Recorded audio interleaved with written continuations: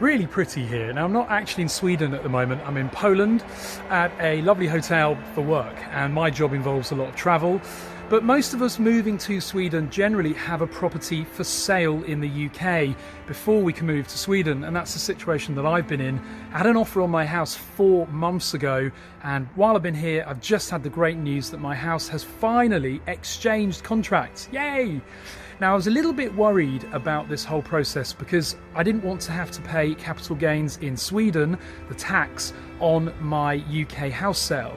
And so in a bit of advice to anybody else in a similar situation, I phoned up Skatteverket and I asked them, what's the best thing for me to do? Move to Sweden, get my personal number, register and get all of that going before I've sold the house?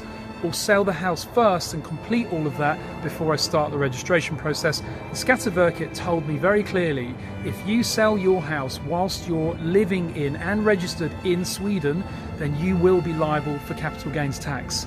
So really good advice for anybody in a situation like me. Sell that UK property first before you move. Now, I have got a few more things to sort out first. So my job, for example, I'm very lucky there that my company I work for are transferring me to Sweden, but that's not done yet either. Just waiting for the contract there to be sorted.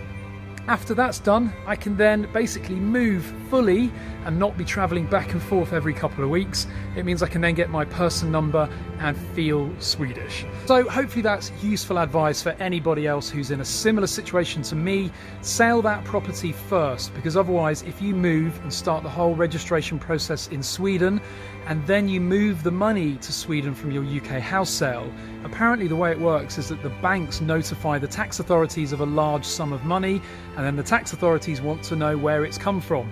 And if that money has been deposited in your account after you registered in Sweden, then it's classified as income that's taxable in Sweden.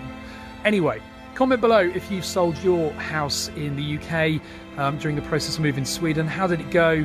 How did it compare to the Swedish housing market? And thank you very much for watching.